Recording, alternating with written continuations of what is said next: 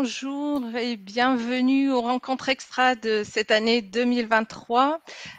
Donc rencontre animée par le comité régional Rhône-Alpes Net Entreprise, avec aujourd'hui l'intervention des organismes membres, à savoir l'URSSAF, la CARSAT et la CPAM. Alors côté URSSAF, vous aurez l'intervention de Malika Pelou et Cécile Morel-Bastiani. Côté CARSAT, nous aurons Julien Husson qui va nous rejoindre dans le cadre de notre rencontre. Et côté CPAM, nous avons Bastien Faquin et Sabrina Bouizard, ainsi que Dorian Dern et moi-même, Nadia Moumeni, qui suis animatrice du comité régional Net Entreprise. Alors, cette année, les rencontres extra, elles ont pour thème « Construisons ensemble des données de compétition ». Pourquoi? Parce que les déclarations sociales, c'est du sport qui nécessite, comme tout sport, un entraînement et qui s'inscrit dans un travail collectif. En 2013, la DSN, elle est née. Donc, 10 ans après, en cette année de Coupe du Monde de rugby et de préparation des JO et paralympiques, un extrait des assises résonne encore. Les obligations sociales, c'est du sport.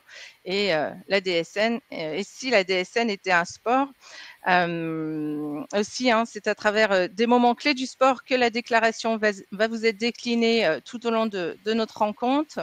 Alors, avant de lancer le match, si vous souhaitez poser des questions, vous avez sur votre droite la possibilité de le faire. Et une FAQ vous sera mise à disposition qui reprendra l'ensemble des questions. Je n'ai plus qu'à vous souhaiter bon match. Merci. Bonjour, du coup, donc la DSN, elle a été créée en 2013. C'est un sport, donc pour rester dans le thème, collectif. Elle se pratique le 5 ou le 15 de chaque mois. Évidemment, tout le monde peut participer, que vous soyez amateur ou bien professionnel. À savoir que chaque jeu de données mensuel déposé donne 1 point, qu'un jeu de données mensuel correctement enregistré donne 10 points. Évidemment, tous les faits de jeu du mois précédent comptent. Tous les joueurs de chaque équipe doivent être présents dans le jeu de données. Les fautes entraînent des pénalités qui peuvent être annulées ou bien remplacées.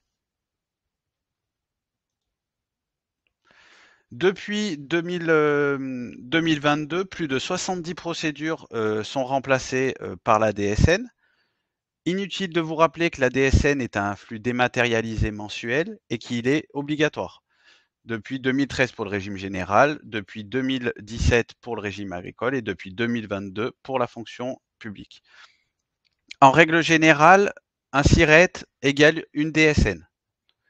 Inutile également de vous rappeler qu'elle est issue de votre paye. Il est accompagné de signalements d'événements et il permet une photographie instantanée de la situation d'un employeur au sein de votre entreprise. Et il s'appuie donc sur un concept qu'on appelle « dites-le nous en une seule fois ». C'est pour ça que désormais, ça reprend 70 procédures.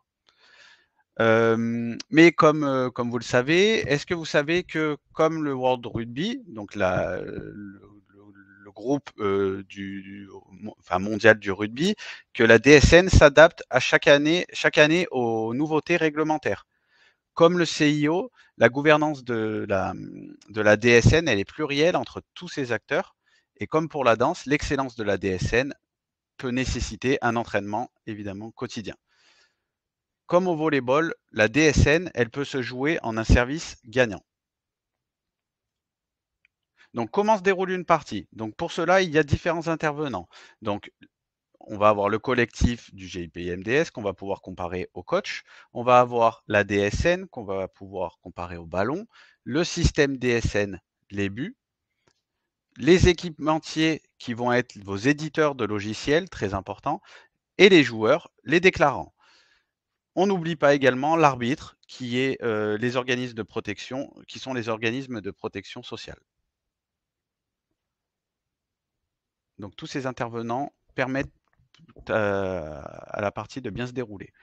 Ensuite, comprendre les règles. Donc là, donc c'est en cas de doute, les règles officielles du jeu, elles sont disponibles via la base de connaissances. On vous la mettra en lien.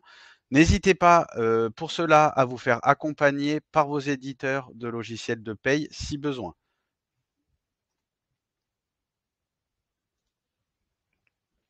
Quels sont les joueurs? Donc il existe 3 types de joueurs. Le déclaré, l'établissement qui emploie les individus. Le déclarant, celui qui dépose la DSN. Donc ça peut être un établissement dans une même entreprise ou un établissement relevant d'un autre SIRET dans un groupe ou un tiers. Et le troisième type de joueur, ça va être l'émetteur, qui est une notion seulement technique qui désigne au final d'où provient la DSN, d'où nous provient la DSN.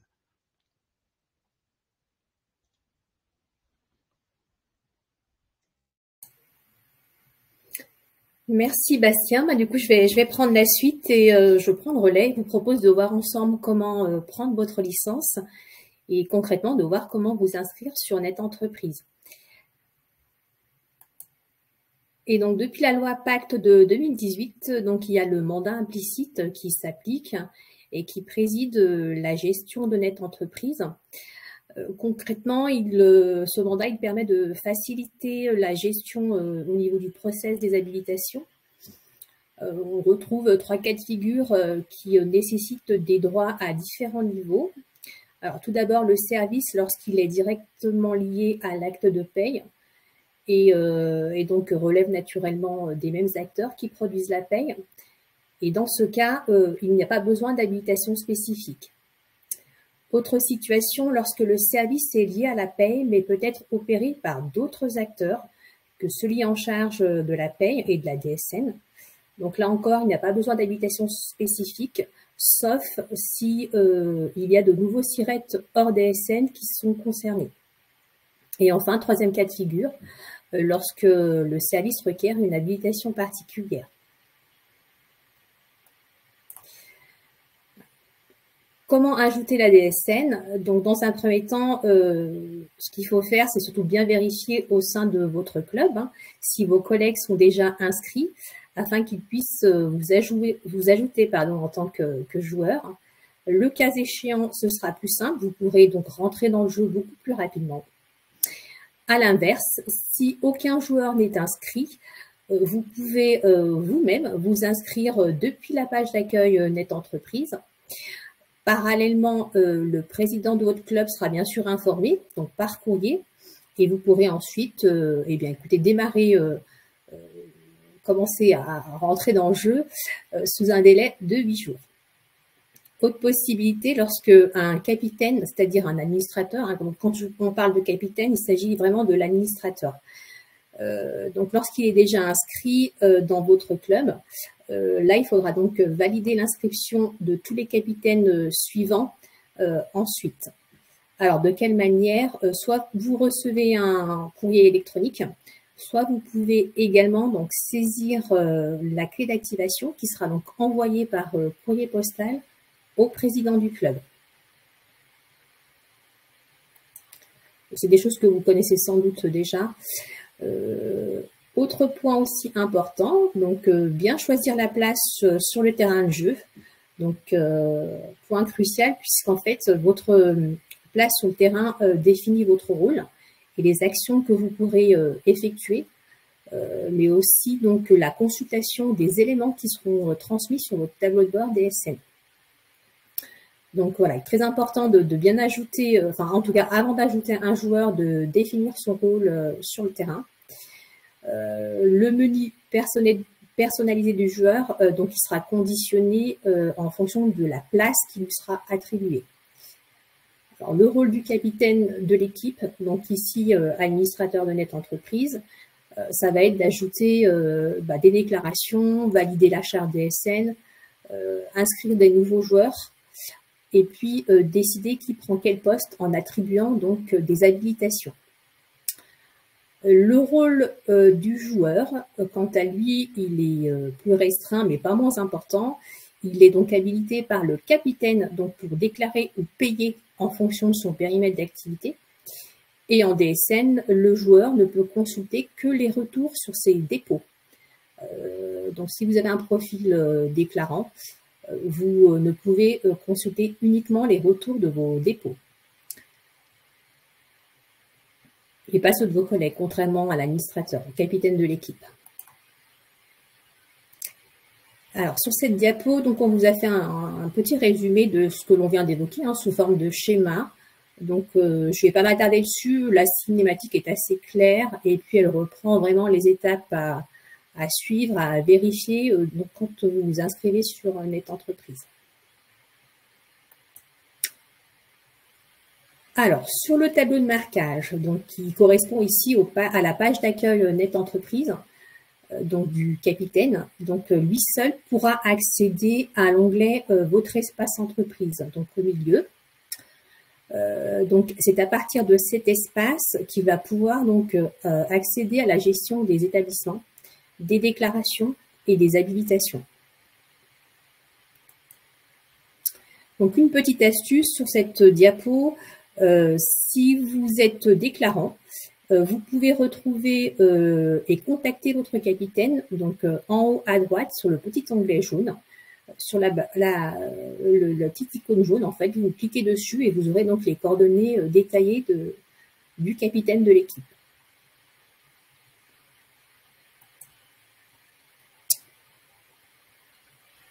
Alors, un des premiers rôles du capitaine, c'est donc la gestion de ses joueurs et des déclarants. Donc, il va pouvoir créer ou supprimer des joueurs depuis son espace entreprise. Donc, en cliquant notamment sur le lien gestion des déclarants. Puis, alors, avant de supprimer un joueur qui aurait éventuellement quitté l'équipe, le plus simple, c'est de sélectionner donc ce joueur et de supprimer son profil.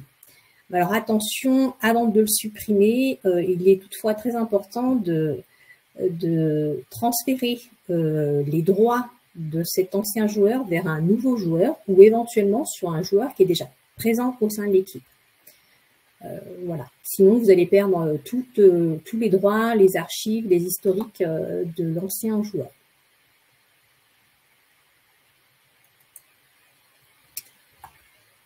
Ensuite, donc, une fois qu'on a, pour créer le nouveau joueur, vous sélectionnez l'onglet Nouveau déclarant.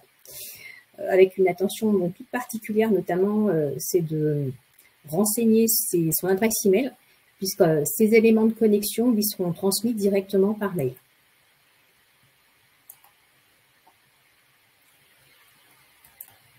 Et ensuite, vous cliquez sur Gérer les habilitations. Donc, concrètement, ici, ça veut dire que vous allez vérifier si les droits déclaratifs sont bien mis en place pour ce nouveau joueur. Donc, c'est une étape qui n'est pas toujours effectuée et effectivement, ça peut poser problème si le joueur en question doit effectuer telle ou telle action.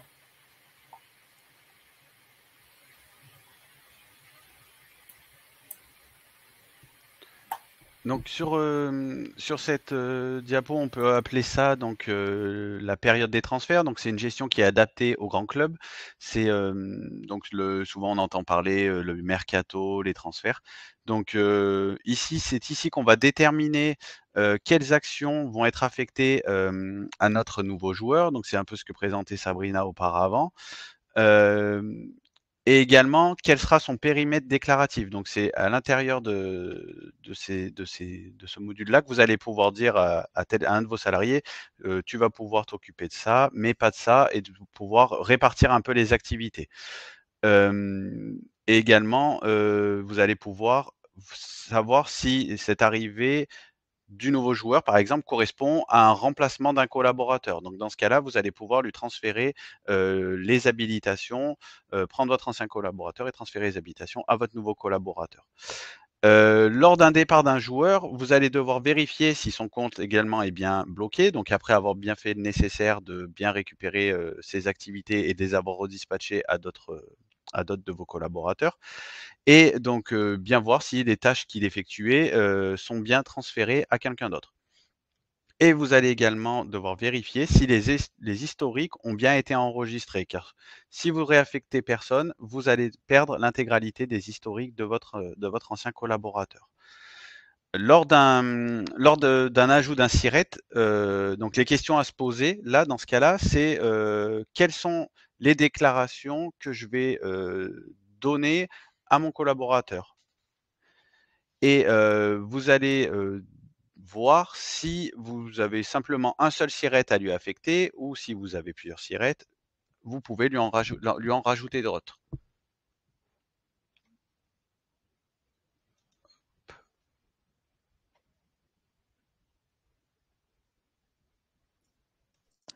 Alors, tout bon sportif mesure l'importance, hop, je vais mettre ma caméra si elle veut bien, voilà. Mesure l'importance d'avoir du matériel adapté. Donc, évidemment, hein, l'intégralité des logiciels de paye va permettre de transférer une DSN qui va respecter le domaine réglementaire et qui va évoluer en fonction de la norme. Dieu sait si les évolutions législatives sont récurrentes. Donc, tous les équipements vont être capables de produire une DSN avec dans la norme, dans la version de la norme en vigueur. Toutefois, j'attire votre attention sur la nécessité de bien connaître ses besoins et tous les logiciels ne sont pas forcément adaptés à tous les besoins. Ça dépend de l'organisation du club, hein, de l'entreprise, de sa taille, des spécificités liées à son activité et à ses métiers. Donc, pour complète information, il existe la charte éditeur DSN dans lesquelles les différents éditeurs de logiciels de paye s'engagent à notamment appliquer des cas tests, à mettre à jour et à garantir une certaine qualité des DSN. Et la qualité des DSN sous-entend et est sous-jacente au respect des droits des salariés. Donc, c'est d'autant plus important. Alors, quand on check son équipement, qu'est-ce qu'on doit vérifier? Il est essentiel, évidemment, toutes les DSN vont pouvoir vous permettre d'accéder à un certain nombre de tableaux de bord, de comptes rendus et de données. Donc, il est essentiel, évidemment, de s'approprier le paramétrage des logiciels, de comprendre leur fonctionnement et les corrections possibles, les fonctionnalités qui sont mises en place et surtout les évolutions qui vont intervenir. La mise à jour des codes types, les taux de cotisation, à quel rythme, comment les récupérer, comment les comprendre. Donc l'intérêt, c'est vraiment avec derrière un sous-jacent, évidemment, une exploitation, on y reviendra très largement, une exploitation des tableaux de bord et des comptes rendus métiers et la possibilité, ou en tous les cas la volonté, d'avoir une automatisation des corrections qui seront les plus intégrées possibles pour permettre d'avoir une espèce de boucle d'amélioration continue qui permettra d'évoluer dans l'utilisation de l'outil de la DSN et d'en améliorer la qualité et la transmission des données.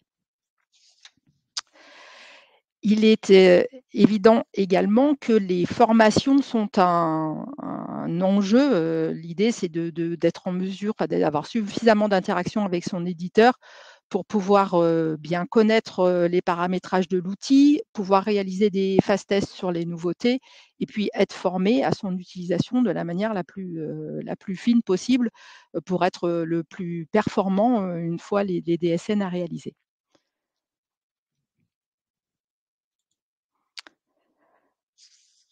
Bon, une fois le logiciel en tous les cas trouvé, ou j'allais dire, en tous les cas on se l'est approprié, qu'est-ce que vous allez pouvoir trouver sur Net Entreprise et quels vont être ses services? Donc Net Entreprise va permettre d'avoir en un lieu unique tout un tas d'éléments, d'outils, d'appareils d'entraînement utiles, pour revenir à la métaphore sportive. Donc de pouvoir vous renvoyer ou en tous les cas vous aiguiller sur plusieurs applications, plusieurs outils, des simulateurs et vous permettre de prendre les meilleures décisions en toute connaissance de cause.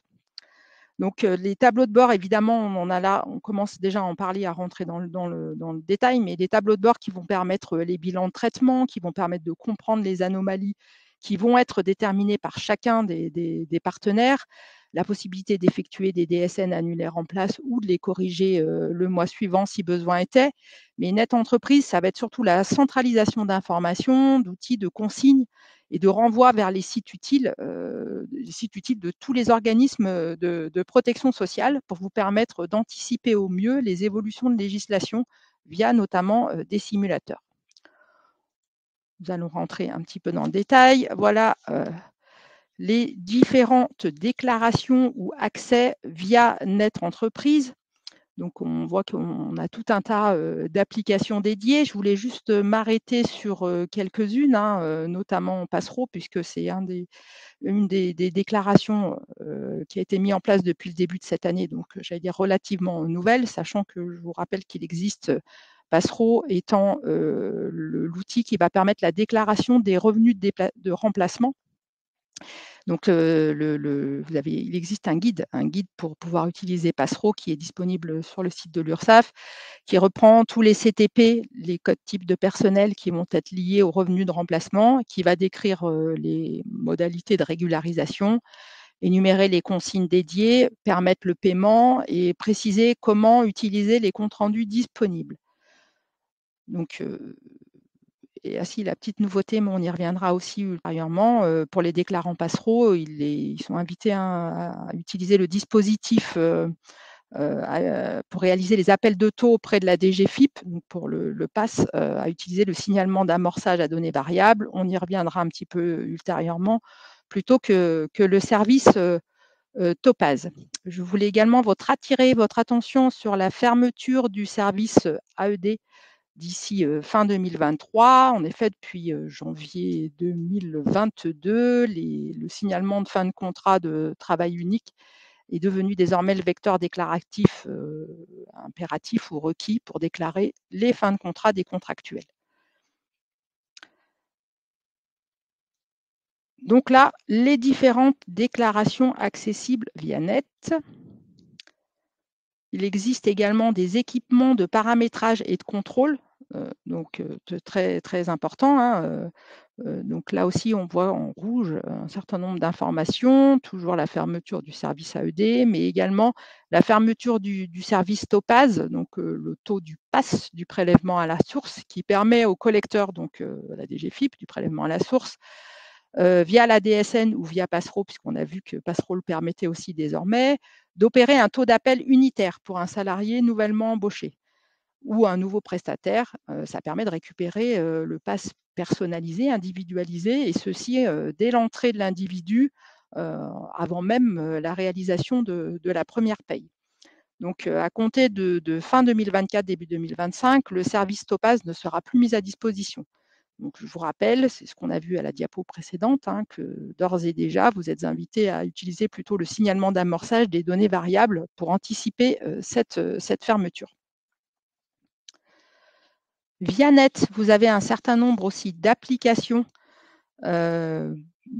pour aller jusqu'au paiement des cotisations et des contributions. Donc, évidemment, avec le télépaiement, le module mandat et Cotizen.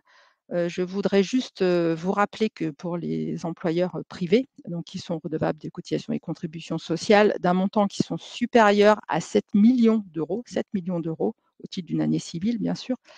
C'est bien au niveau de l'entreprise, donc tout établissement confondu. Ils sont désormais tenus, enfin désormais, ça fait plusieurs années, ils sont tenus de régler exclusivement par virement bancaire. Il n'y a pas d'autre possibilité. Ceux qui cotisent, enfin ceux qui règlent des cotisations sous un seuil un peu inférieur ont également cette possibilité, mais ce n'est pas une obligation. Et je voudrais juste attirer votre attention sur le télépaiement. En tous les cas, pour le paiement des cotisations URSSAF, il faut aller sur le site URSSAF et pas sur Net.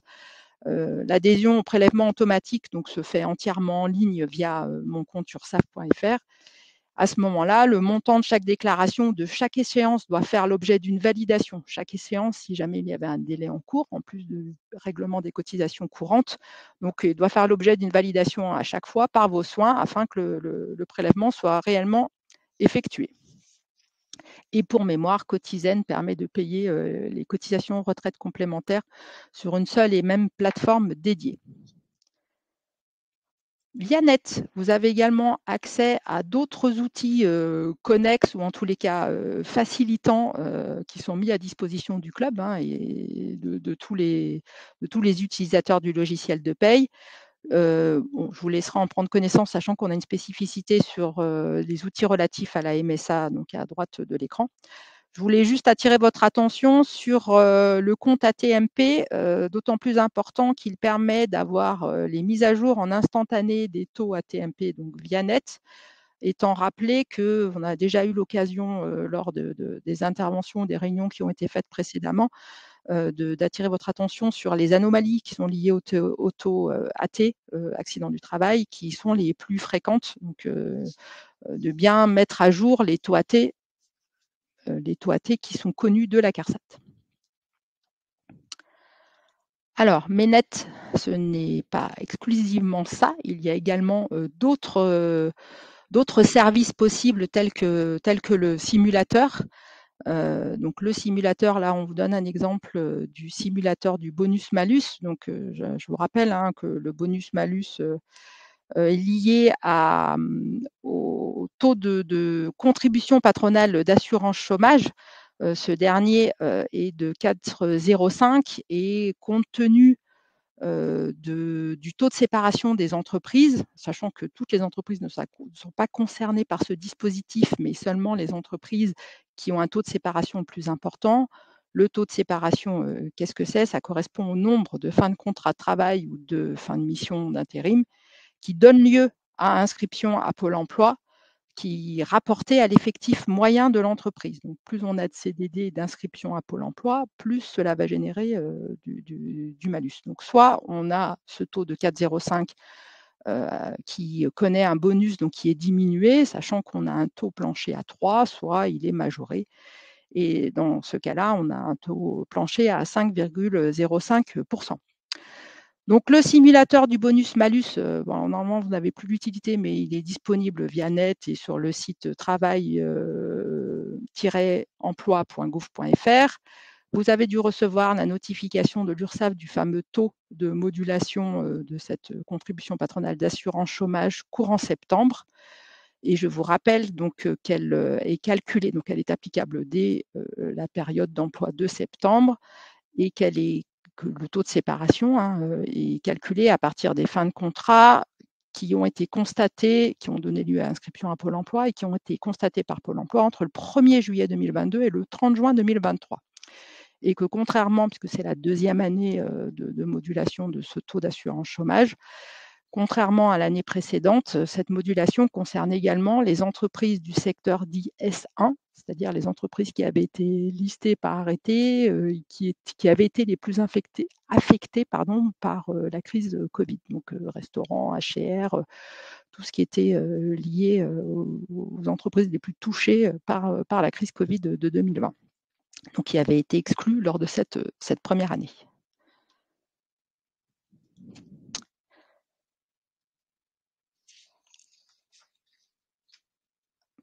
Alors, je te laisse la parole, Sabrina. Oui, donc tous les portails, alors sur cette slide, vous avez tous les portails membres et partenaires, donc l'URSSAF pour les entreprises du secteur privé. Vous avez également pour les entreprises du secteur public le portail PEPS. Le site des experts comptables depuis mon espace. Vous avez les liens hypertextes sur chacune des slides. Alors bien sûr, vous aurez le support qui vous sera transmis par mail. Le site de l'AMSA. Et je voulais également donc ajouter le site de l'assurance maladie. Donc le site amélie.fr. Vous avez une rubrique entreprise où vous pouvez retrouver notamment donc toutes les informations réglementaires, les démarches et bien sûr les téléservices utiles dans le cadre de votre gestion au quotidien. Et enfin, toutes les actualités. Et l'intérêt de ce portail, c'est qu'effectivement, les informations sont mises à jour très rapidement. Donc, n'hésitez pas à consulter tous ces petits sites portails annexes qui sont vraiment source d'informations et de facilitation dans votre gestion quotidienne.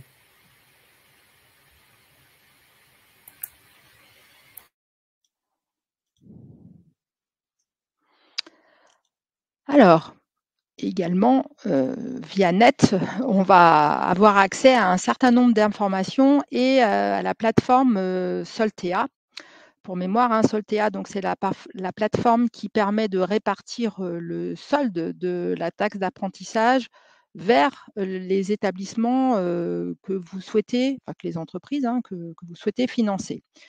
Je vous rappelle, la taxe d'apprentissage est constituée de 2 parts.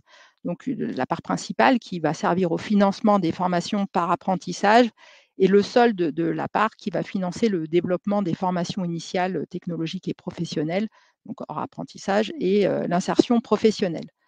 Donc il ne vous aura pas échappé, puisque maintenant ça commence à dater de plusieurs mois, que la déclaration de la taxe d'apprentissage se fait désormais via la DSN, que la déclaration de la part principale de la taxe d'apprentissage est désormais mensuelle et que par contre le solde de la taxe est recouvré de manière annuelle en exercice décalé, puisque vous avez dû régler auprès de l'URSSAF, donc au titre de la masse salariale de 2022 sur la DSN d'avril 2023 qui est exigible, donc soit le 5 ou le 15.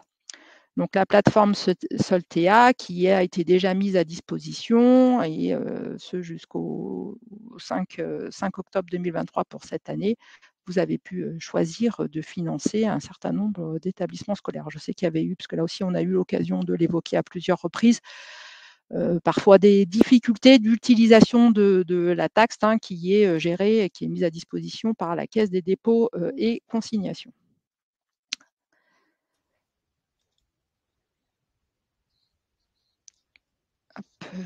Sébastien, je te laisse la main. Oui, merci Malika, je prends la suite. Donc, concernant toujours les nouveautés pour la saison 2023, donc le compte entreprise, donc l'assurance maladie vous propose un tout nouveau téléservice sécurisé et centralisé pour la transmission donc des pièces justificatives nécessaires au traitement de l'indemnité journalière et également pour des périodes de fractionnement pour les nouveaux arrêts motifs paternité. Ce téléservice-là a vu le jour en début d'année. Il doit vous servir donc comme on a dit auparavant, pour envoyer des pièces justificatives qui vous ont été demandées lors de comptes rendus métiers que vous avez consultés, ou vous avez également la possibilité de le faire, suite à une demande initiale. Donc ce service, il est accessible donc à partir du compte entreprise assurance maladie. Donc vous devez, bien être habilité à 2 téléservices. Donc tout d'abord, l'attestation de salaire en ligne et ensuite de vous donner ou de donner le droit, à vos collaborateurs à, l'habilitation compte entreprise. À savoir qu'elle est disponible, 24 heures après avoir mis les habilitations. Donc vous le verrez, il y a un petit, compte à rebours avant la mise en place et avant de pouvoir y accéder.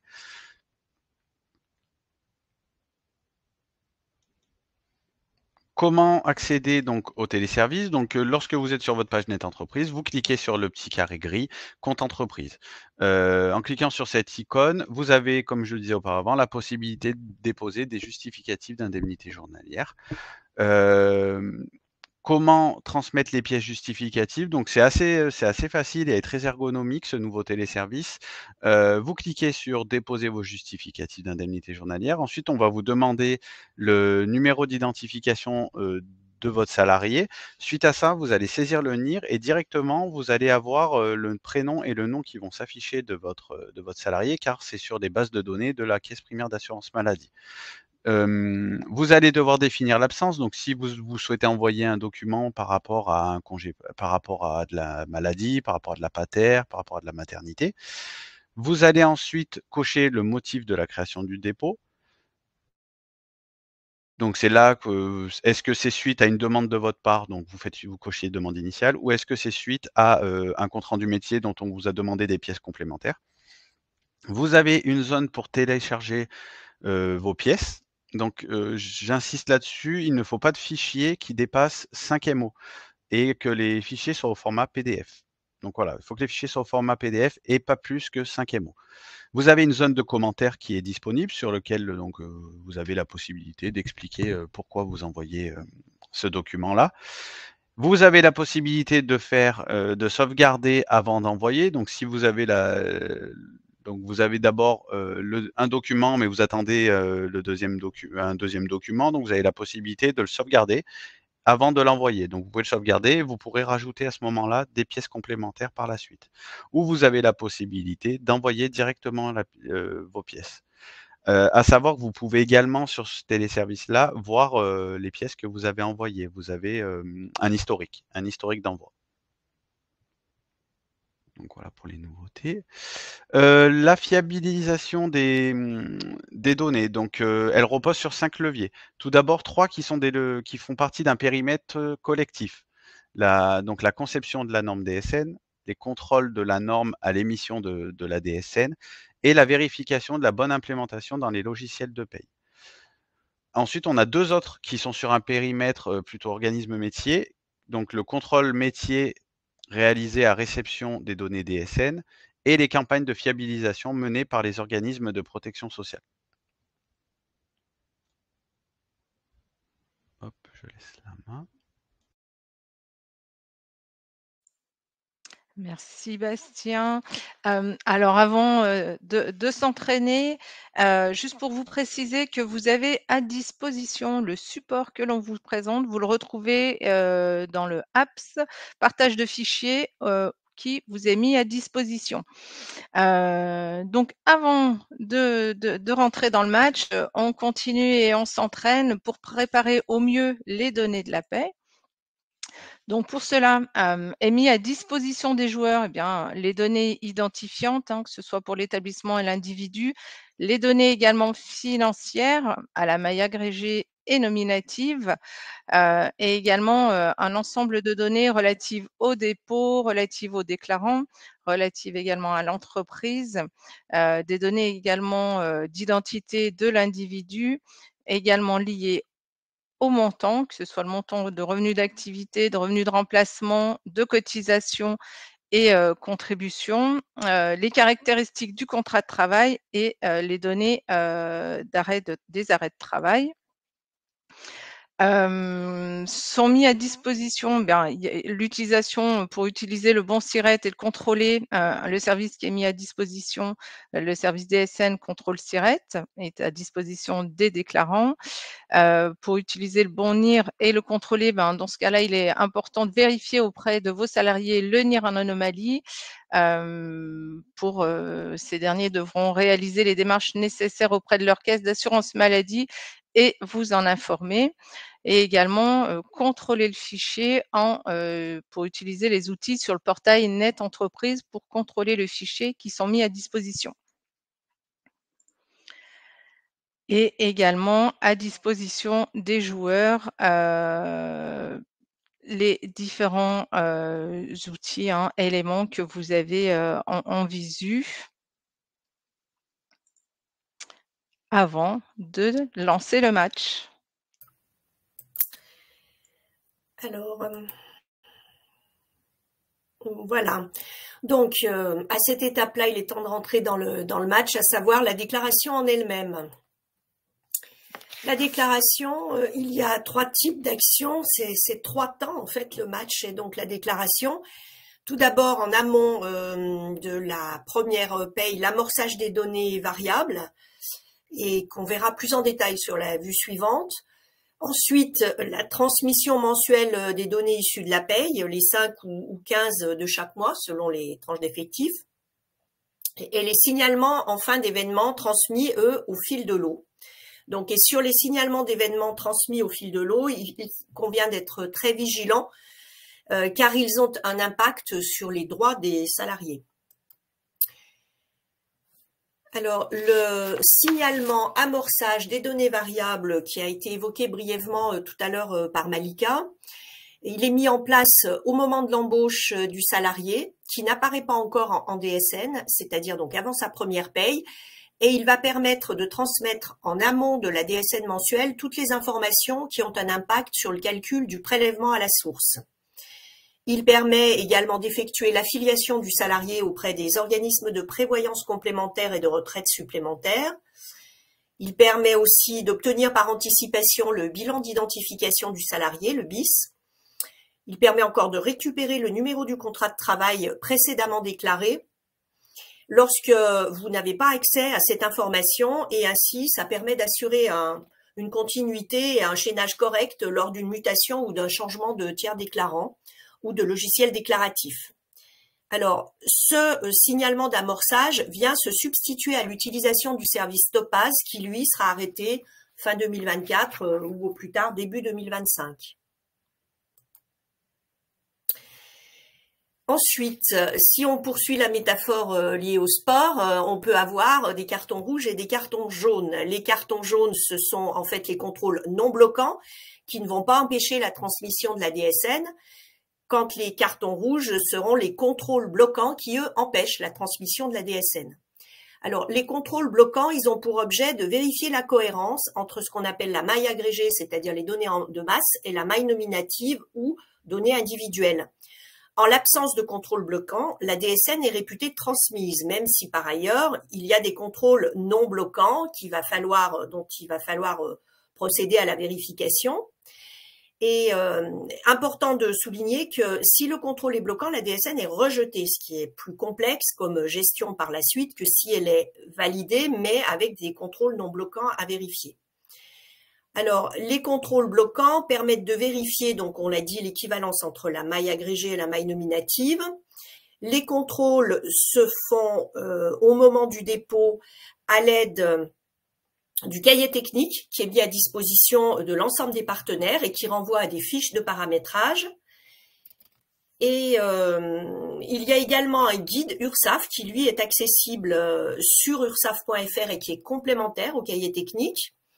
Et ce guide accompagne dans l'établissement des déclarations URSAF. Il traite notamment des modalités de déclaration, donc des données individuelles et agrégées, associées au code type de personnel à utiliser. Et puis, il traite également des principes et des modalités de régularisation.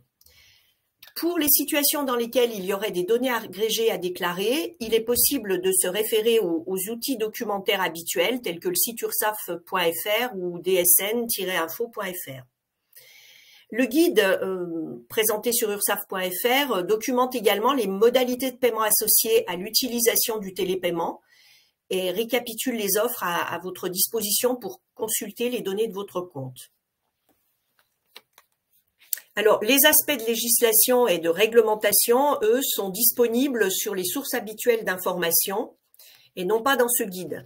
Notamment, vous avez ursaf.fr, vous avez le BOSS également, bulletin officiel de la sécurité sociale. Donc, étape suivante. Alors, les temps forts officiels et forts du match cette saison, c'est donc principalement le montant net social, qui est un nouvel agrégat de référence qui a été pris par arrêté du 31 janvier 2023 et qui correspond au montant des ressources que les personnes doivent déclarer pour avoir accès à certaines prestations sociales. Dans un premier temps, ne sont concernés que le RSA et la prime d'activité. Depuis le 1er juillet, les employeurs du secteur privé doivent mentionner sur les bulletins de paye des salariés et depuis le 1er octobre seulement pour les employeurs du secteur public, ces montants. À partir du 1er janvier 2024, tous les employeurs doivent déclarer en DSN le montant net social de chacun de leurs salariés. Et cette information sera ensuite communiquée aux organismes sociaux, dont les CAF et les CEPAM. Alors aujourd'hui, les démarches pour les bénéficiaires de certaines allocations, notamment RSA ou primes d'activité, sont assez lourdes et complexes. Et de ce fait, cette évolution va permettre de faciliter et de rendre immédiat l'information concernant ces données. Donc, à la lecture du bulletin de paye, sans aucun calcul, les individus pourront transmettre les informations comme il se doit. Aujourd'hui, on estime à 34% le nombre des personnes qui auraient droit au RSA, par exemple, et qui ne le demandent pas. Avec ce nouveau dispositif, les démarches des allocataires se trouvent simplifiées, les risques d'erreur aussi sont diminués, et puis le non-recours aux prestations est lui aussi réduit. En fait, on s'aperçoit avec ce montant net social qu'il y a plusieurs nets qui vont figurer sur le bulletin de salaire. Il y a le net social qui est le montant qui correspond aux rémunérations versées par les employeurs, le net à payer qui est le montant effectivement versé aux salariés par l'employeur, le net fiscal qui lui correspond aux sommes soumises au prélèvement à la source de l'impôt sur le revenu, et le net versé, qui lui va se déterminer à partir de la rémunération nette fiscale selon une formule qui vient notamment retirer les fractions de CSG non déductibles.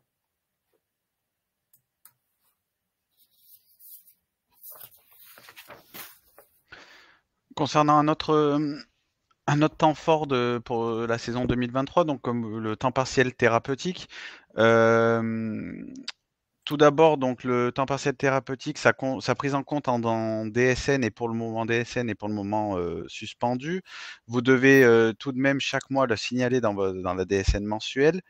À savoir qu'après une blessure ou un arrêt de jeu pour motif, maladie ou accident de travail, un joueur peut reprendre une partie à temps partiel pour motif thérapeutique, donc s'inscrivant dans le cadre d'une réinsertion progressive. Durant cette période, il perçoit une indemnité journalière versée par la sécurité sociale. En ATMP, le temps partiel thérapeutique, il est plutôt appelé travail aménagé ou à temps partiel. Cependant, en DSN, la notion de temps partiel thérapeutique s'applique également aux ATMP. Alors, dernier temps fort mis en évidence sur la saison 2023 pour la déclaration DSN, la déclaration obligatoire d'emploi des travailleurs handicapés. Donc, tout employeur, pour mémoire, quel que soit son effectif, doit déclarer tous les mois les informations relatives aux bénéficiaires de l'obligation d'emploi dans la DSN. Cette donnée est indispensable car elle permet au réseau des URSSAF de calculer chaque début de mois les effectifs de travailleurs handicapés présents dans l'entreprise au cours de l'année précédente. Et la déclaration s'effectue au niveau du bloc contrat S21 G0040 au sein de la rubrique statut BOETH. Et voilà, bon, j'en reste là pour l'approche purement technique. Si une entreprise de 20 salariés et plus n'emploie pas un minimum de 6% de travailleurs handicapés, elle doit à ce moment-là verser une contribution annuelle qui est calculée et déclarée par chaque entreprise et versée à l'URSSAF le 5 ou le 15 mai, selon les dates d'échéance mensuelles de l'entreprise, et sur la DSN de la période d'emploi d'avril. Si les entreprises déclarent en complément des informations précédentes l'achat de produits ou de services auprès d'un établissement et de services d'aide par le travail, ESAT, elles pourront valoriser en déduction de la contribution due. De même, certains types de dépenses directes donnent droit également à une réduction du montant de la contribution, telles que la réalisation de travaux qui favorisent l'accessibilité des locaux de l'entreprise aux travailleurs handicapés, la mise en œuvre de moyens pour le maintien dans l'emploi, etc. L'employeur peut également s'acquitter de son obligation d'emploi en faisant application d'un accord agréé prévoyant la mise en œuvre d'un programme pluriannuel en faveur des travailleurs handicapés pour une durée maximale de 3 ans et renouvelable une fois. Donc, techniquement, les entreprises de 20 salariés et plus déclarent annuellement la contribution, on l'a dit, et les éventuelles déductions au travers de la déclaration sociale nominative. La déclaration doit comporter les informations suivantes: le nombre de travailleurs handicapés mis à disposition, le montant des déductions liées aux emplois exigeant des conditions d'aptitude particulières, le montant de la contribution brute, le montant de la contribution nette avant et après application des mesures d'écrêtement transitoire et le montant de la contribution réelle due. Ils doivent fournir également l'accord agréé de branche, de groupe ou d'entreprise si l'entreprise s'acquitte de l'obligation d'emploi par sa conclusion. Donc, lorsque l'entreprise comprend plusieurs établissements, la déclaration et le versement sont effectués une fois par an et par un seul de ces établissements.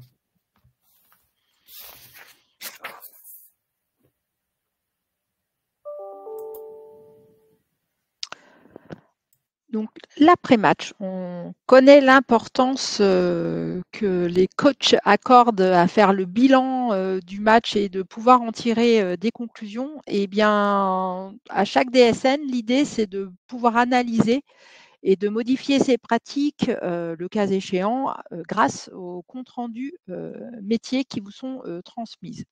Alors, comment corriger ces fameuses fautes, hein? Et là, on voit bien que c'est la place au coach, donc après la transmission de la déclaration. Donc, pour éviter ce que le but, je vous rappelle, hein, c'est la fiabilité des données et le droit des salariés. Le but d'éviter de refaire 2 fois la même erreur, c'est de prendre le temps, en tous les cas, d'analyser ces comptes rendus. Donc, avec 2 possibilités, soit on détecte quelque chose qui ne va pas au sein de la DSN avant sa transmission, donc avec la possibilité de faire une DSN annulaire en place qui peut être réalisée jusqu'à la veille de la transmission de la déclaration.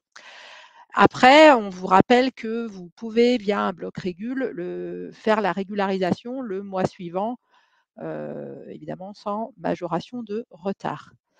J'insiste sur les fautes qui sont qualifiées d'identifiantes, pour lesquelles il conviendra d'effectuer un bloc de changement essentiel, puisque ça permettra le chaînage des différents emplois et de faire le lien pour un même salarié, notamment dans le cadre de la reconstitution de sa carrière. Donc de bien faire attention au numéro de contrat, évidemment des dates de début de contrat, le NIR du salarié est essentiel, son nom et prénom, sa date de naissance, de bien l'affecter sur le bon établissement auquel il est rattaché, ce qui permettra après de faire le lien dans les différents organismes de protection sociale et notamment en termes de carrière. 2 possibilités de réaliser des annulaires en place, hein, on l'a évoqué. Je vous invite, donc soit on fait un annulaire en place, c'est-à-dire qu'on refait en négatif la même déclaration qui a été faite initialement, donc avec les mêmes bases et les mêmes taux. Je vous invite à choisir cette méthode et là, on régénère une déclaration juste. Ça me semble beaucoup plus simple que l'autre méthode qui est celle de la base différentielle. Je me rends compte que je n'ai pas déclaré la bonne masse salariale, pour faire simple, ou la bonne rémunération d'un salarié, et je refais une DSN complémentaire qui devrait venir s'ajouter.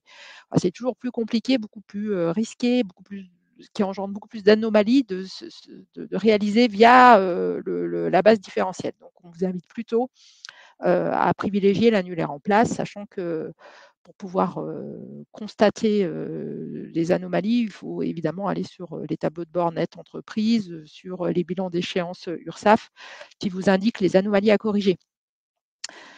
Soit donc la veille de l'échéance possible d'annulaire en place, soit d'effectuer un bloc de régularisation sur la déclaration suivante. Les différents moyens pour signaler les fautes. Donc on a vu qu'en l'absence de carton rouge, hein, la DSN donc, est réputée envoyée, elle n'est pas rejetée, donc elle est dite transmise. Pour autant, des cartons jaunes peuvent être attribués ultérieurement. Donc ce n'est pas parce que la DSN n'est pas rejetée qu'il n'y a rien à changer. On vous incite vraiment, il est indispensable et légalement prévu, d'examiner les bilans de contrôle et les comptes rendus métiers pour vous assurer des bons paramétrages. Donc, quand la DSN est rejetée, là, pour le coup, évidemment que le nécessaire sera fait. Ensuite, il existe les certificats de conformité qui ne sont pas bloquants, parce que vous voyez le petit carton jaune à gauche, qui sont analysables via les bilans d'anomalies. Si on a un nombre trop important d'anomalies, la DSN est rejetée.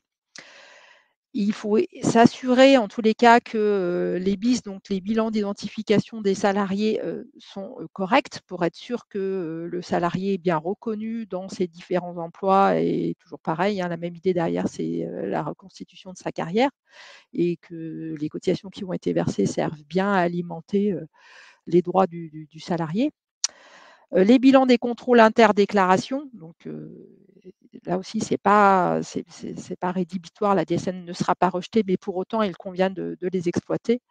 Et évidemment, les comptes rendus métiers, vous allez voir, on va en passer quelques-uns, qui sont remontés par les différents organismes suite à des contrôles qui sont effectués dans leur propre système d'information.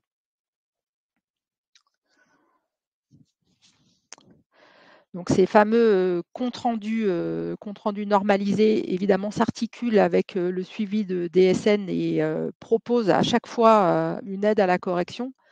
Donc, ce qu'il convient de faire, c'est à réception des données de la DSN, chaque organisme, lui, va intégrer les éléments qui ont été transmis dans son système d'information, va vérifier la cohérence des données transmises avec vos déclarations pour garantir la fiabilité de ces informations.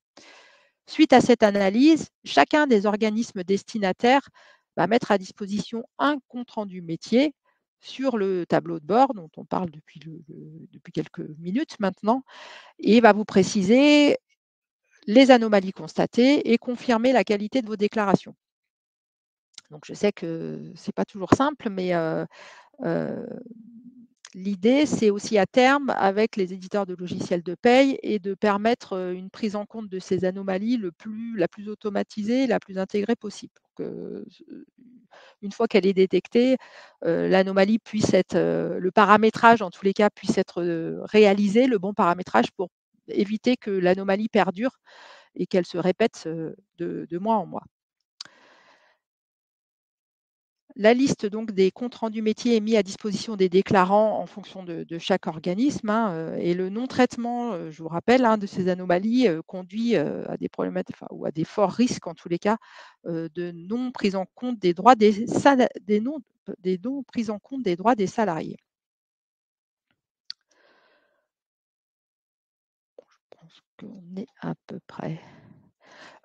Si, peut-être petit complément pour les URSSAF, vous pouvez via vos comptes rendus métiers, vous avez une messagerie, une boîte de dialogue sur lesquelles vous pouvez nous interroger sur concrètement, je comprends ce qui ne va pas, mais je ne sais pas ce qu'il faut que je paramètre, ou etc. N'hésitez pas à nous indiquer dans la boîte de dialogue, ou qu'on puisse vous rappeler pour vous accompagner et faire ensemble la rectification pour permettre la correction du compte-rendu métier. Donc, le compte-rendu métier, on va en voir quelques-uns. Donc, le numéro 118, qui est le compte-rendu lié à l'obligation d'emploi et de travailleurs indépendants, ou la contribution supplémentaire à l'apprentissage. Donc, il est essentiel notamment de bien paramétrer, on le reverra un petit peu après aussi, et de bien rentrer les rubriques liées au temps de travail, puisque c'est grâce à ces informations que vous rentrez qu'on va pouvoir, nous, URSSAF, calculer les effectifs moyens qui vont servir au déclenchement ou non de certaines cotisations et contributions. Donc, c'est essentiel de remplir correctement les rubriques dédiées aux quotités de travail, aussi bien collectives qu'individuelles. J'insiste aussi que ces comptes rendus métiers vont toujours faire les rapprochements, on l'a évoqué tout à l'heure, entre la maille agrégée et la maille nominative, et bien faire la cohérence entre le cumul des individus qui doit correspondre à la maille agrégée dans les rubriques et les différentes rubriques qui doivent être en adéquation, en tous les cas cohérentes.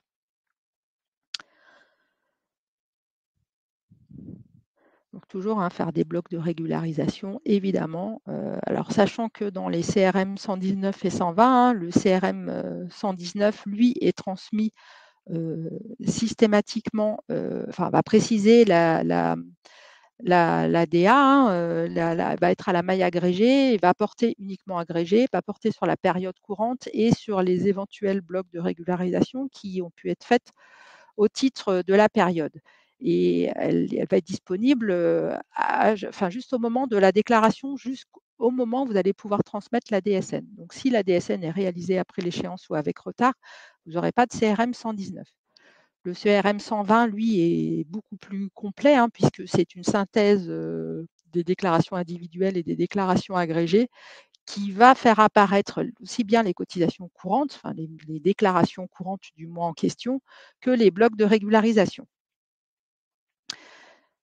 Et puis, je ne sais pas si des gens sont concernés par la MSA, mais voilà, les CRM normalisés vont être également disponibles pour les cotisations et contributions versées à la MSA à compter de 2024, en milieu d'année. Le CRM 121, donc c'est celui qui est mis à disposition des déclarants en parallèle du bulletin d'identification des salariés. Alors, il précise évidemment les écarts entre l'identité des individus telle qu'elle est transmise et véhiculée dans la DSN mensuelle, et les informations qui sont connues dans le système national de gestion des identifiants, le SNGI. C'est d'autant plus important que c'est à partir de la cohérence de ces infos-là que ça va permettre l'ouverture, le calcul des prestations sociales, donc retraite, etc., etc. Donc le CRM identité est mis en place donc, pour préciser les écarts éventuels au niveau soit du NIR, donc le numéro d'inscription au répertoire, donc le numéro de sécurité sociale, du nom de famille du salarié, de sa date de naissance. Ça va permettre la prise en compte par les logiciels de paye des remontées qui sont faites aux déclarants et indique clairement à l'entreprise qui déclare les actions attendues pour corriger les écarts détectés. Donc là, c'est évidemment toujours pareil, très essentiel pour la bonne reconstitution de la carrière, la bonne définition de leurs ressources qui vont ouvrir droit aux prestations, puisqu'on voit de plus en plus que c'est à partir de l'ADSN, il n'y aura plus de déclaration à faire par les salariés pour ouvrir droit à des prestations, mais que les informations seront récupérées via les DSN aux caisses prestataires. Et bien sûr, permettre une bonne alimentation de leurs droits dans le cadre en matière de protection sociale. Le CRM 119, donc le bonus-malus, on a un peu parlé tout à l'heure, on a dit qu'il était évidemment à examiner, comme tous les autres. Donc les entreprises qui sont éligibles au bonus-malus, puisque ça ne concerne pas toutes les sociétés, et c'est bien en fonction de leur secteur d'activité, donc obtiennent leur taux d'assurance chômage modulé. On a vu qu'il pouvait être inférieur à 4,05 ou supérieur avec un plancher à 3 et une limite, un taux maximum de 5,05. Donc, il est modulé de manière annuelle via la notification de l'URSSAF qui leur a été là en l'occurrence, envoyée courant septembre. Les déclarants et les tiers déclarants de ces entreprises, le cabinet comptable, etc., vont obtenir ces informations via le compte-rendu métier qui présentera le taux d'assurance chômage applicable en fonction du bonus et du malus, si l'entreprise est concernée. Alors, concernant mes signalements via mes droits sociaux, donc il existe depuis longtemps, mais il y a une volonté de mettre en avant ce service-là, puisque mesdroitssociaux.gouv.fr permettent aux salariés et à tout individu de consulter l'ensemble de ses droits sociaux, ses ressources, les données liées à son activité professionnelle et éventuellement de simuler des aides et droits à prestations. Donc, c'est évidemment un service gratuit qui permet aussi d'accompagner tous les individus dans leur démarche. Donc, il permet via France Connect d'avoir accès au montant des prestations. Là, c'est pareil, c'est toujours dans un objectif aussi d'aide au recours aux droits, puisqu'on a vu tout à l'heure qu'un certain nombre de prestations n'étaient pas versées, alors même qu'un certain nombre de personnes pouvaient y prétendre. Et donc, ça permet de lutter, ça rentre dans le plan de lutte contre les situations de non-recours aux prestations sociales. Donc, ce portail-là, mesdroitssociaux.gouv.fr, va permettre de visualiser et de comprendre les droits à prestations, de simuler des droits sociaux, de basculer vers les organismes de rattachement sans avoir à nouveau s'identifier, puisque le lien est fait via France Connect, de réaliser un certain nombre de démarches en ligne, de retrouver ses relevés de carrière pour les droits à la retraite, pour consulter l'ensemble des ressources qui ont été déclarées par les employeurs, éventuellement de signaler des anomalies ou de demander des rectifications de salaire. Et bien sûr, il y a des guides, des pas à pas pour permettre de réaliser différentes démarches administratives lors des principaux événements de vie, de la naissance d'un enfant ou le décès d'un proche notamment.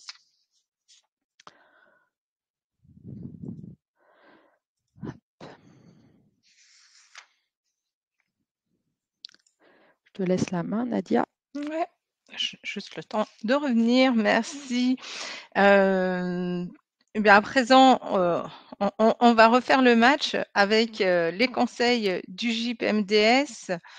Donc, la qualité des données, c'est l'affaire de tous. C'est un vrai travail collectif où chaque maillon de la chaîne contribue à la qualité de la DSN. Il y a également, bien, comme on l'a vu, hein, le droit à l'erreur qui est reconnu si lors de la transmission des données, il y a la possibilité de faire une correction sur l'échéance suivante, donc sur la DSN du mois principal déclaré +1 sans risquer de pénalité. La qualité de la DSN, c'est l'affaire de tous puisque bien les impacts des données erronées en DSN sont directs sur les salariés et leurs droits aux prestations. Une cotisation exacte pour un juste droit des individus, hein, comme ça vous a été évoqué. La qualité des données, on se le rappelle, hein, elle permet de garantir le calcul au fil de l'eau de différents droits, que ce soit les droits maladie, chômage et retraite, les droits congés pour toutes les entreprises adhérentes à une caisse de congés, BTP, transport ou manutention portuaire. La qualité des données, elle permet de garantir la simplification des démarches du citoyen pour les prestations de solidarité, la gestion du PASS, la plupart des opérations de recouvrement de cotisations, l'appui aux aides aux entreprises et le suivi du dispositif des politiques publiques, des statistiques publiques également sur la gestion des salariés et à disposition donc une base de connaissances. Ce sont des fiches consignes hein, qui sont mises à disposition sur le portail Net Entreprise. Fiches consignes qui détaillent les règles déclaratives et les modalités à appliquer.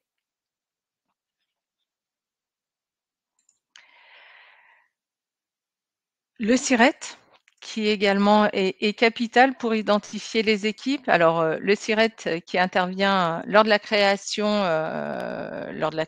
donc pour reprendre la thématique du sport, hein, aucune compétition ne pourra démarrer pour une nouvelle équipe si il n'y a pas de licence. C'est la déclaration préalable à l'embauche qui doit être enregistrée sur Net Entreprise ou le site de l'URSSAF. Et en cas de transfert également, ne jamais fermer une ancienne équipe tant que la nouvelle n'a pas été créée. Et pour ceci, il y a le service DSN Contrôle SIRET qui est mis à disposition et qui permet donc de vérifier l'acceptation de l'équipe avant la compétition.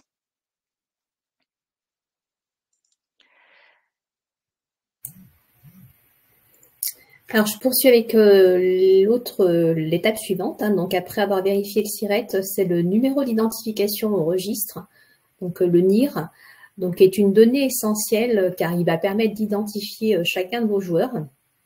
Donc, pour rappel, le NIR, c'est le numéro de sécurité sociale, hein, pour faire simple. Il est délivré par la caisse d'assurance maladie. Et si votre joueur n'est pas en mesure de vous fournir cette donnée, vous pouvez bien sûr créer un numéro technique temporaire. Donc, il y a un format quand même bien spécifique à respecter.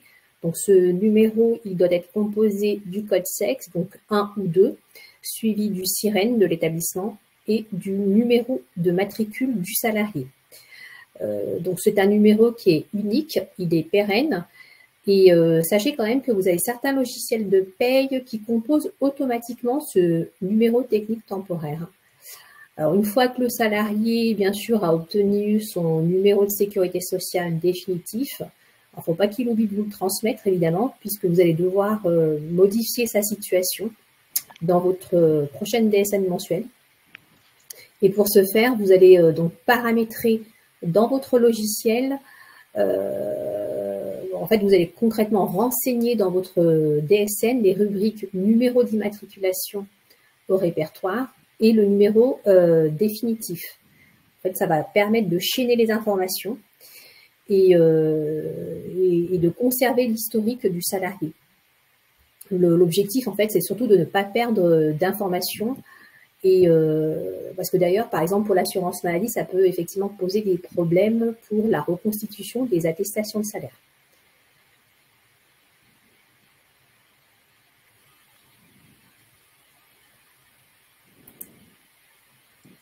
Je laisse la main du coup à... Alors, donc une fois que la DSN a été effectuée, hein, effectivement, on vous rappelle qu'il est indispensable de bien renseigner, on l'a déjà vu, hein, mais le NIR et le SIRET. J'insiste aussi sur la nécessité de correctement paramétrer les modalités de temps de travail, hein, donc les quotités de temps de travail, concernant aussi bien de bien différencier en tous les cas ce qui va relever du temps de travail collectif, donc via la convention, qui n'est pas forcément 151h67, et de la catégorie de salariés auquel appartient la personne que vous souhaitez déclarer à titre individuel, ou notamment son temps de travail contractuel.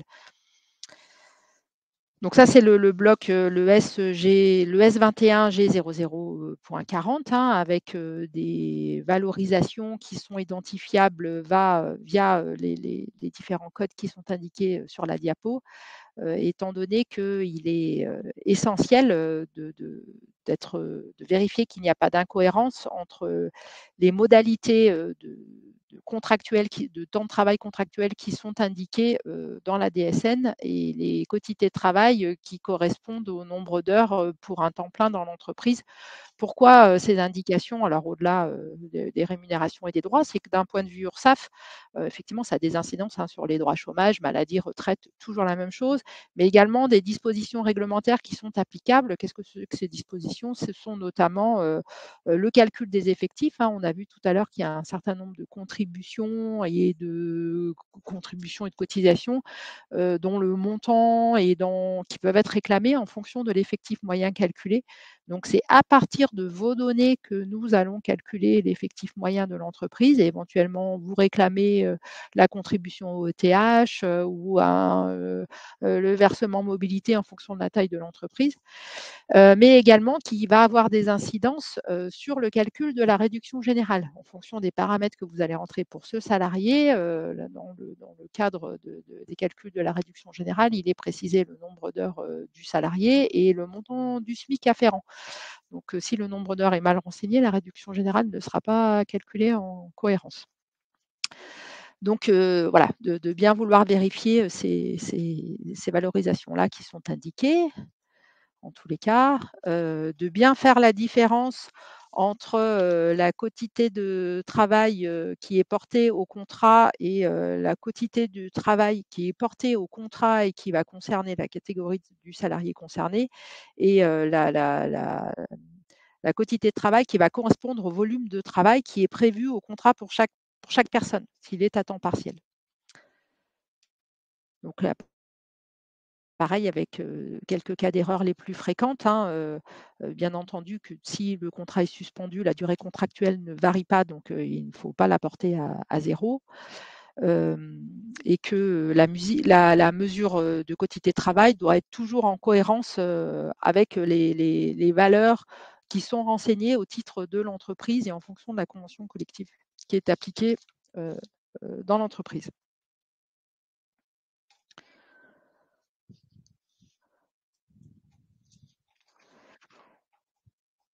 Il convient également de, bien entendu, s'assurer et vérifier qu'on intègre le bon code régime risque maladie et qu'il est cohérent par rapport au statut du salarié et à la nature de l'entreprise. Donc, de ne pas utiliser des codes qui ne seraient pas du tout adaptés pour toujours la même problématique, hein, pouvoir déclencher un mauvais chaînage des informations de suivi de votre salarié, et puis bien entendu des calculs erronés sur les droits maladie ou les droits retraite.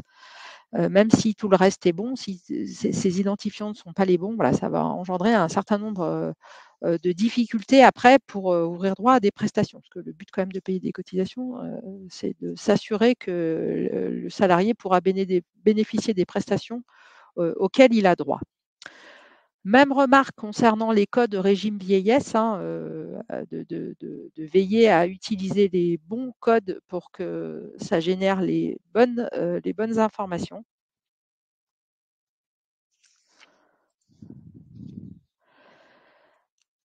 Idem, ne pas confondre les heures supplémentaires dites structurelles et les heures supplémentaires aléatoires. Donc, les heures supplémentaires aléatoires, je les appellerai les conjoncturelles, c'est-à-dire celles qui sont demandées par l'employeur pour faire face à une charge de travail supérieures, en tous les cas que celles qui est habituellement incluses dans le temps de travail du salarié.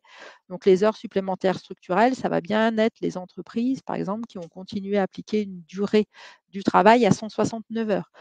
Donc la durée du travail étant légale de 151,67 h, tous les mois, on va retrouver des heures supplémentaires structurelles. Donc il conviendra de les paramétrer dans les bonnes rubriques. Les heures supplémentaires structurelles vont être prises en compte. Là, c'est le premier petit tiret jaune dans la quotité de travail avec le S21 G0040 013. Les heures supplémentaires ou les heures complémentaires étant les heures qui sont faites en plus de celles prévues au contrat de travail pour un salarié à temps partiel, mais c'est la même nature d'heures, sont à renseigner dans le 011 pour les gens à temps plein et le 012 pour les gens à temps partiel.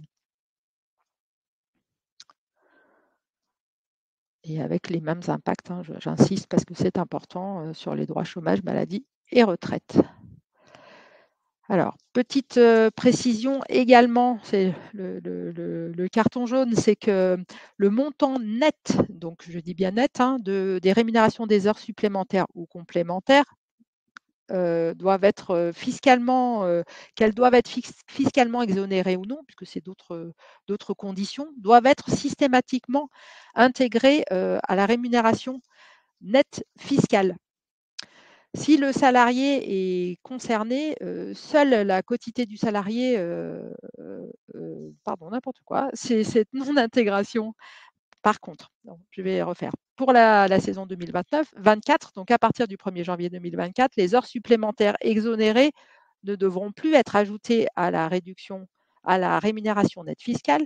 Donc cette non-intégration, on vous demande de le faire en 2023, elles ne le seront plus en 2024, sachant que cette non-intégration des heures supplémentaires exonérées dans la réduction nette fiscale concerne aussi bien les heures constatées et payées, donc réalisées à partir du 1er janvier 2024, que les corrections qui pourront être faites en 2024 sur des heures supplémentaires exonérées versées en 2023.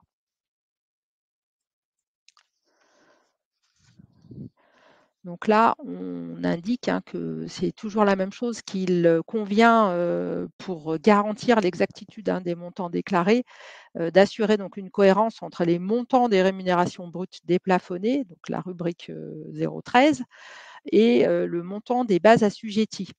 Donc évidemment, il y a des cas où, même majoritairement, j'imagine que les deux montants vont être égaux, mais ce n'est pas forcément le cas. Donc la rémunération brute déplafonnée elle doit bien être identifiable au sein de la base assujettie, donc sur évidemment la DSN courante, sur la déclaration courante. Le risque, c'est quoi? C'est toujours pareil, les droits des salariés, et puis ça peut entraîner une surcotisation, un calcul de cotisation sur une base qui ne devrait pas l'être. Donc là, vous avez les fiches consignes qui se réfèrent à la détermination de montant de la rémunération brute déplafonnée et celle du montant de des bases assujetties. Donc pour rappel, les comités régionaux, évidemment, sont les représentants locaux du collectif Notre Entreprise, qui va regrouper l'ensemble des organismes des protections sociales, donc CEPAM, CARSAT, URSSAF, mais également d'autres organismes tels que le GIP-MDS, Pôle emploi, etc. Donc ce sont bien entendu les interlocuteurs naturels et légitimes des différents sujets, que ce soit sur des questions DSN, mais plus largement sur aussi des questions d'application de la législation sociale. Donc évidemment, l'intérêt commun, c'est de vous diffuser les bonnes pratiques, de répondre à vos questions et de faire en sorte que vous consacriez le moins de temps possible à la diffusion des DSN, ce qui suppose un investissement temps au démarrage pour s'assurer du correct paramétrage et des mises à jour. Donc tous les ans, on a les rencontres extra telles que celles qu'aujourd'hui, puis il y a d'autres sessions qui seront organisées pour la région. Il existe également des webinaires thématiques réguliers, donc vous devez recevoir des messages d'invitation avec les thèmes abordés. Et c'est aussi l'occasion de rencontres privilégiées, soit en présentiel, soit en webinaire, pour découvrir toutes les nouveautés réglementaires et pour répondre à vos questions. Donc, il y a les CET utiles. Peut-être que certains en ont déjà participé, puis il y en a un au mois de novembre. Hein. Donc, ça va être une réunion, enfin, c'est une réunion locale, régionale, départementale. Enfin, il va y avoir tous les interlocuteurs globalement de la région Rhône-Alpes, donc qui se réunissent à fréquence régulière avec les utilisateurs de Net Entreprise, donc avec la présence de cabinets comptables et d'éditeurs de logiciels de paye. Donc c'est le moment de partager les infos, de répondre aux questions, de partager les bonnes pratiques. Bref, voilà, c'est le moment d'arriver avec vos problématiques. Les objectifs d'un CET utile, c'est on présente toujours un sujet particulier. D'ailleurs, on vous sollicite, Nadia le fait, je pense, régulièrement sur des sujets que vous souhaitez voir abordés parce que ce n'est pas clair, parce que voilà, vous avez besoin de précision. Bien sûr, de recueillir vos avis sur les nouveaux services des organismes, ça, en général, on a vos retours, et d'entendre et puis de faire remonter, c'est là l'intérêt, hein, les demandes et les besoins et pour faire évoluer les choses. Donc, vous pouvez être acteur. Voilà, j'espère que nous avons, en tous les cas, vous avons aidé, vous avons éclairé sur les futures pratiques de DSN. Merci Malika et merci pour cette conclusion. Et en effet, je te rejoins sur le fait que l'on espère tous, hein, je pense, au travers de la team qui est intervenue et que je remercie, vous avoir apporté des éléments complémentaires, vous avoir éclairé. À disposition le support qui est téléchargeable. Vous avez également reçu un sondage sur lequel on vous remercie de prendre quelques minutes pour le remplir. Eh bien, on vous souhaite une très belle journée. Merci à vous pour votre attention. Au revoir.